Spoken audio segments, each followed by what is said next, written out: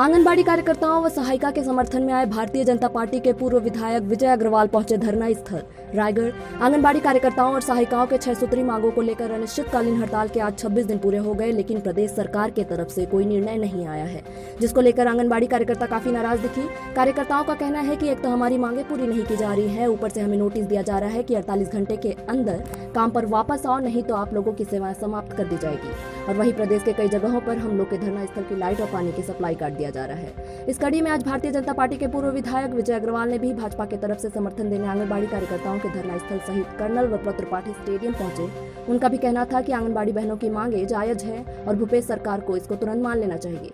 Bharatiya Janata party अगर दोबारा सत्ता में आती है तो हम उनकी मांगों पर तुरंत विचार करेंगे और पूरा करने की कोशिश करेंगे। धरना स्थल पर उपस्थित है हमारे संवाददाता भीमसेन तिवारी। ये जानते हैं उनकी पूरी रिपोर्ट। आंगनबाड़ी कार्यकर्ता जो करीब 26-27 दिन से अनिश्चितकालीन हड़ताल पे हैं, जो कि किसी भी सरकार के लिए रीढ़ की हड्डी के बराबर काम करती हैं। और रही बात यह कि सरकार की हर योजनाओं को ज़मीनी स्तर तक पहुंचाने के लिए आंगनबाड़ी कार्यकर्ता और सहायिका घर घर जाकर उस योजनाओं को पूरा करती हैं और सरकार की योजनाओं को उनके बारे में अवगत कराती हैं। जो सरकार अपनी योजनाओं को लेकर दोबारा सत्ता में आने की कोशिश कर रही है और बात कर रही है, लेकिन वही आंगनबाड़ी कार्यकर्ताओं को 4 साल बीत गए लेकिन अभी तक ध्यान नहीं दिया जा रहा है। आज भाजपा की तरफ से पूर्व विधायक विजय अग्रवाल जी आए हैं, हम उनसे चर्चा करते हैं और बात करते हैं। और उन्होंने आज भाजपा की तरफ से समर्थन देने के लिए आंगनबाड़ी कार्यकर्ताओं के लिए आए हैं। तो अपन क्या है कुछ बताएंगे पूरा? देखिए, आंगनबाड़ी कार्यकर्ताओं सहायिका पूरे प्रदेश में आंदोलनरत हैं। पिछले 26 दिन से प्रदेश की 1 लाख माताएं बहनें हड़ताल पर बैठी हैं। उनकी जो मांग है वो बेहद न्यायोचित है। भूपेश सरकार पूरी तरह से इनकी मांगों के प्रति, इनके प्रति, इनके परिवार के प्रति और संवेदनशील रवैया अपना रही है और जिसका भारतीय जनता पार्टी भी विरोध करती है। भूपेश सरकार ने पिछले चुनाव से पहले अपने घोषणा पत्र में कांग्रेस ने वादा किया था कि अगर उनकी सरकार बनेगी तो 2 माह के अंदर वो आंगनबाड़ी कार्यकर्ताओं को नर्सरी शिक्षक की मान्यता प्रदान करेंगे और कलेक्टर दर पर इनका जो पारिश्रमिक है उस पर बढ़ोतरी करेंगे। लेकिन 4-4.5 साल बीत गए, आज भी उन मांगों के प्रति भूपेश सरकार ने कोई काम किया नहीं। उन्हीं मांगों को लेकर के आंगनबाड़ी कार्यकर्ता और सहायिका आंदोलनरत हैं और ये सही भी है। आज आप कल्पना कीजिए, 6,400 रुपये में एक परिवार का पोषण कैसे कर पाती होंगी। और आंगनबाड़ी सहायिका को तो मात्र 3200 रुपये मिलता है महीने का, वो कैसे अपना परिवार चला पाती होगी।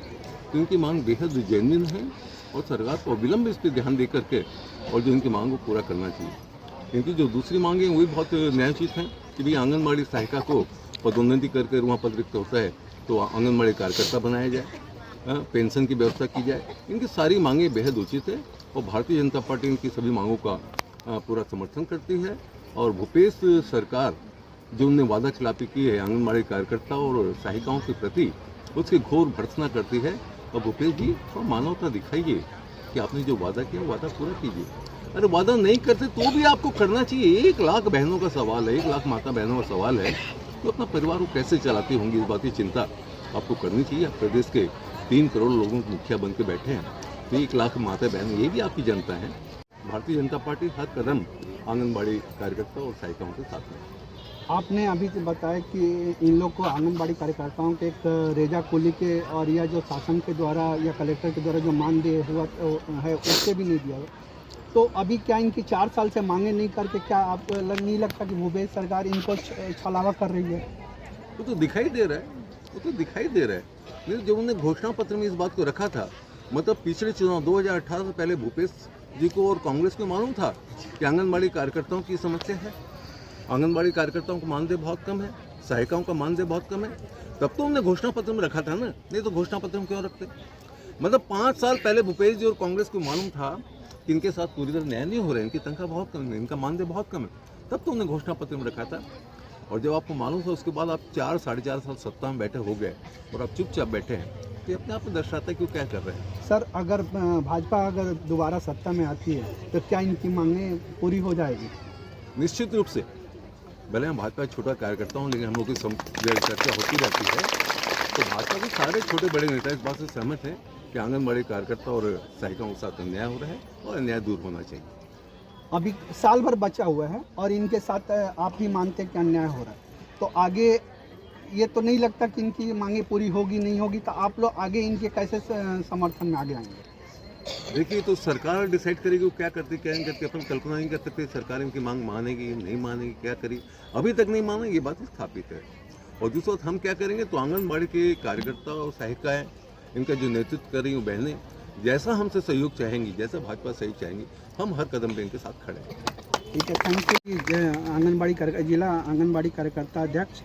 और अगर प्रदेश सरकार वाकई घोषणा पत्र में इस बात को रखा था कि नियमितीकरण होगा, इनकी 6 बिंदुओं पर बात रखी थी, तो निश्चय ही इस पे विचार करना चाहिए, क्योंकि आने वाले समय में चुनाव भी है। और रही बात ये कि अगर सरकार की योजनाएं आम जनता तक, आम नागरिकों तक नहीं पहुंचेगी तो छत्तीसगढ़ का क्या होगा।